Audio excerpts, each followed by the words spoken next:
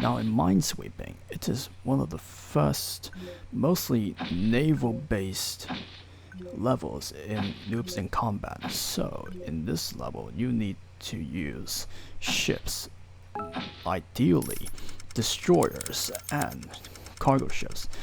And although you can use other naval ships, like for example, battleships, cruisers, or in this case, aircraft carriers, destroyers and cargo ships are the most ideal ships to use. Now the main thing to deal with when playing this level is that you need to deal with sea mines, the invisible obstacle that you can only see by looking at the sonar on your destroyers. So basically how the sonar works is that when a destroyer or even on a submarine, which also has sonar, comes into range of a sea mine, it will detect the sea mine but doesn't tell you the exact location. And so you need to use the sonar to guess where the sea mines are. Or if you're like me and have played this level over 200 times helping people to destroy this level, then you could practically guess where the mines are just on muscle memory. And yes, I mean pure muscle memory. Now let's get on to the level. The main enemies you need to deal with in this level are, of course, sea mines, but also submarines that can lurk towards your ships and sink them from anywhere. However, they are not placed randomly, and you could pretty much be very clear where they would be. Like for example, those two submarines that I have just destroyed. And there's also two more submarines on the opposite side, near another island.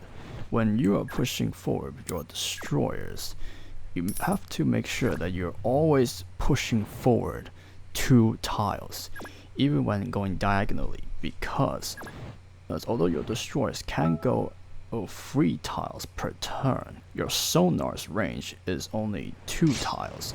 So even if in your sonar it detects no sea mines, but then if you run 3 tiles, you will have a risky chance of encountering a sea mine and thus damaging your ship.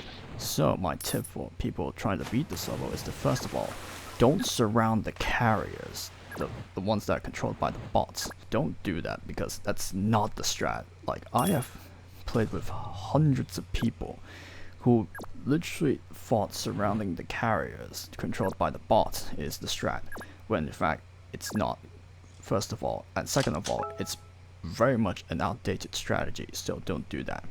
You have to carry the AI's carriers forward, because otherwise by turn 16 you will face an anti-cheese squad. What is an anti-cheese squad? It mainly consists of a ton of battleships that will spawn right below the middle island, and it will just literally destroy all your ships and end your run.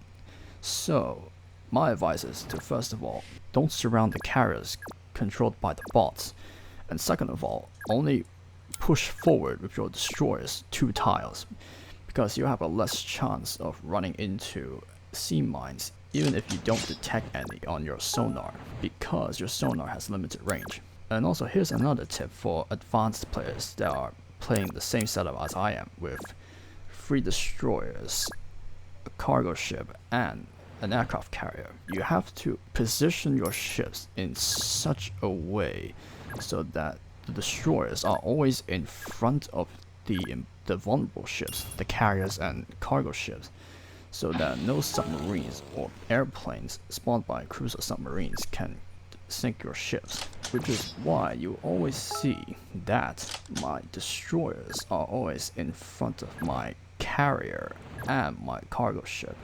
And how to use the cargo ships, so you pretty much need to resupply them.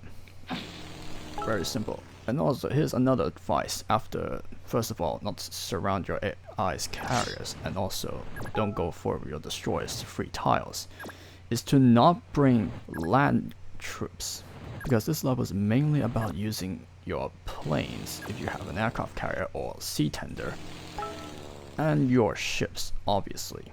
And as you can see right now, I am currently pushing forward ever so slightly 2 tiles to be exact with my destroyers while they are screening the advance of the AI's aircraft carriers. So if, for example, a submarine decides to take a chance at the aircraft carriers, they won't have a chance getting through my destroyers because my destroyers will be blocking the way. And so yeah, that's my tips for beating this level. First of all, don't surround the carriers controlled by the AI, because first of all, it's not the strategy. Second of all, always push forward with your destroyers 2 tiles, because if you push forward with 3 tiles, you'll be, even if your sonar is not showing any sea mines ahead of you or behind you, you might encounter one if you go a bit far out of reach of your sonar. And finally, don't bring any land troops, because this level is all about naval and air troops.